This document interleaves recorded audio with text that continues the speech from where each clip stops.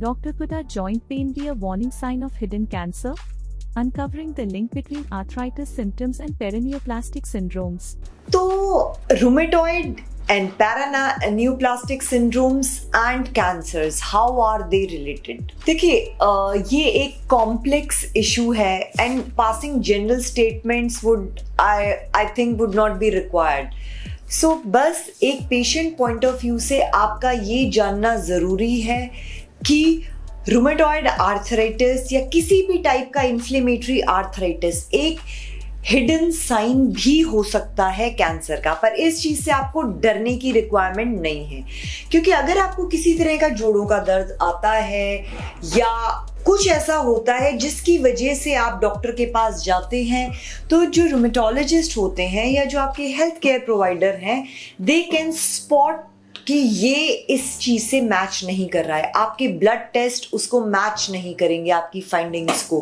There can be sometimes false positives, negatives and family history of weight loss. We will look for red flag signs. अगर आपका arthritis किसी cancer condition से या किसी और चीज से रिलेटेड है तो वो एक नॉर्मल ट्रीटमेंट को रिस्पॉन्ड नहीं करेगा, एंड दैट्स गोना ट्रिगर कि okay this patient may need further evaluation या फिर काफी वेट लॉस हो सकता है। बहुत सारी ऐसी चीजें हैं जो कि उसके एंटी उसमें जाएंगी। They will not align with the regular rheumatoid patient. So there can be certain testing, like your ESR will be persistently high, out of ranges, like very very high, and bone pains. There are many red flag signs जो हम उसमें inquire कर सकते हैं.